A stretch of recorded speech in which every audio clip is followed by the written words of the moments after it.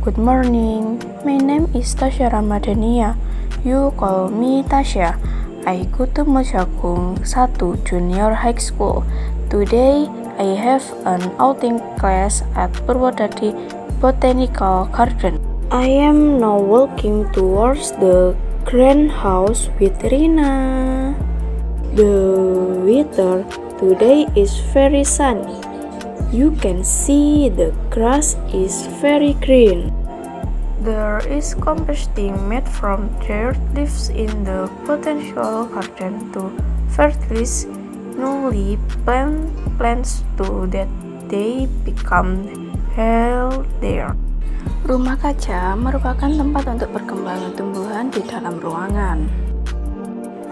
Di sini juga ada TRL atau yang kita kenal sebagai teknologi ramah lingkungan. Ada sepeda listrik dan mobil golf yang termasuk ke dalam teknologi ramah lingkungan karena sumber energinya dari listrik. Bougainville memiliki manfaat yaitu sebagai biofuel atau peredam polusi udara, penahan debu dan abu beterbangan, serta mengontrol erosi. Di taman akuatik terdapat tanaman dan ikan-ikan kecil di dalamnya. Tanaman tersebut adalah teratai. Teratai merupakan tanaman yang mengapung dalam air, digunakan sebagai tempat berlindung ikan dari panas matahari, tempat bertelur, dan tempat persembunyian dari predator. Teratai juga tanaman yang unik loh. Teratai melindungi dirinya dengan racun yang ada dalam tubuhnya. Racun ini digunakan untuk mencegah teratai dimakan oleh hewan pemakan tumbuhan. Selain teratai, di pinggiran kolam terdapat pohon ara pangsar. Pohon ara pangsar biasanya digunakan untuk membuat furnitur karena beratnya lebih ringan. Selain itu, di Kebun Raya Purwodadi merupakan tempat pembibitan tumbuhan yang berasal dari luar daerah. Contohnya, Manilkara conochensis atau Sapontaceae dari Maluku. Ini merupakan pohon sono keling yang berada di sepanjang jalan. Udara terasa segar dan asri. Makan dulu ya teman-teman, karena udah lapar banget ini. Bungkusnya dibuang pada tempatnya ya. Karena kebersihan itu indah dan alam akan memberi imbalan yang indah kepada kita. Apapun yang kita perbuat, maka sebaliknya juga balasannya.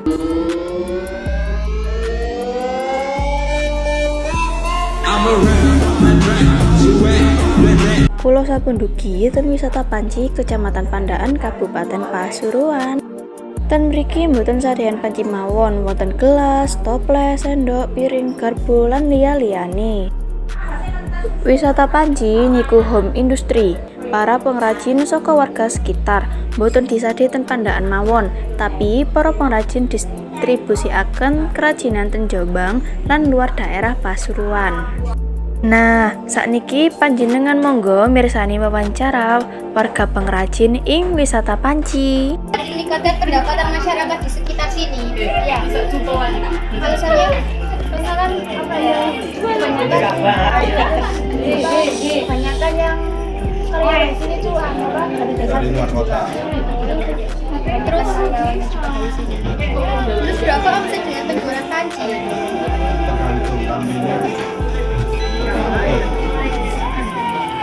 Di daerah mana saja panci diperjualbelikan? Apa cuma di sekitar sini atau ada di daerah?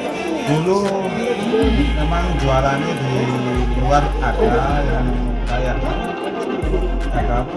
itu loh, pameran kayak di alun-alun gitu, pasti ada yang keluar barangnya dari sini. Jadi kayak kalau ada event atau apa Ya, event buat kita. ya, jadi nggak cuma di sini ya. Sekarang udah nggak ada, cuma ada satu, ada tiga kawan.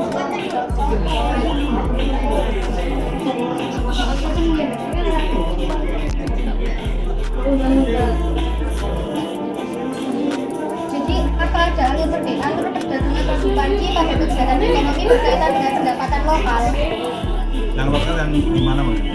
Di sini apa yang di Daerah lokal kayak apa ya? daerah sini aja? Iya dari sini nggak sampai ke Pendapatannya yang di sini apa yang lingkungan? lingkungan. Ya ada, termasuk kan yang jualan otomatis kan kalau sampai kan dari parkir atas jalan, otomatis yang jualan di samping-samping mau jalan ke sini kan pasti apa itu dapat keuntungan juga. Apa ada hubungan antara industri paci dengan ekonomi kreatif? Kalau di sini kalau dibilang industri kreatif, soalnya barangnya dari pabrik semua. Berarti Kalau yang yang KW3 biasa itu kanannya jadi kayak pegangannya nggak ada dikasih.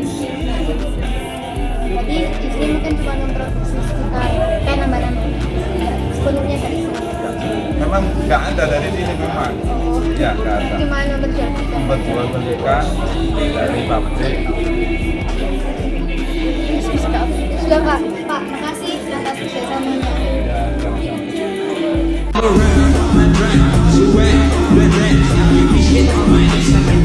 Nah, teman-teman, aku sudah sampai di Masjid Cengho di Kecamatan Pandaan, Kabupaten Pasuruan. Jadi, aku mau cerita sedikit tentang Masjid Cengho ini.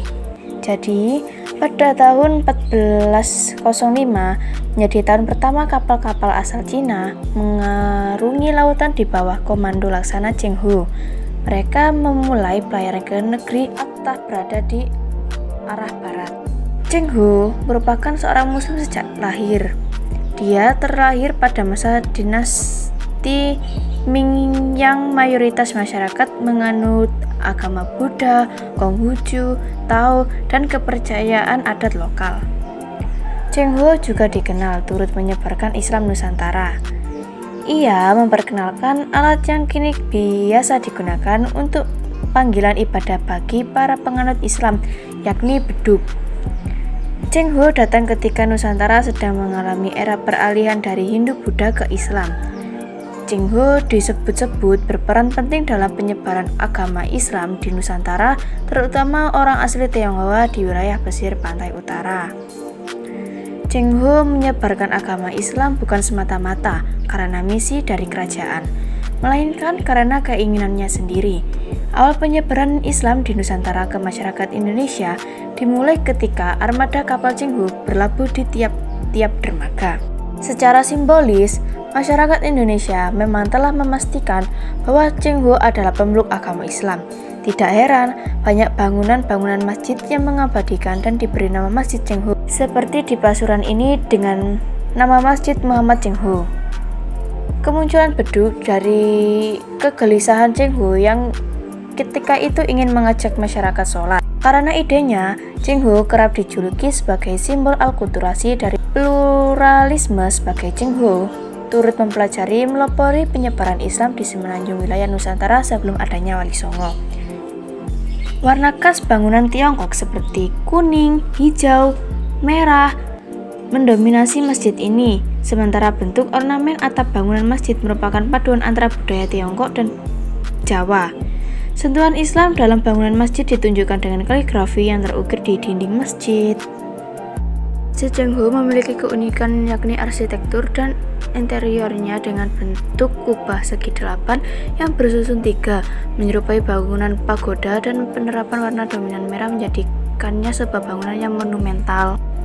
Kebersihan di Masjid Cengho itu agak kurang karena para pengunjungnya membuang sampah sembarangan.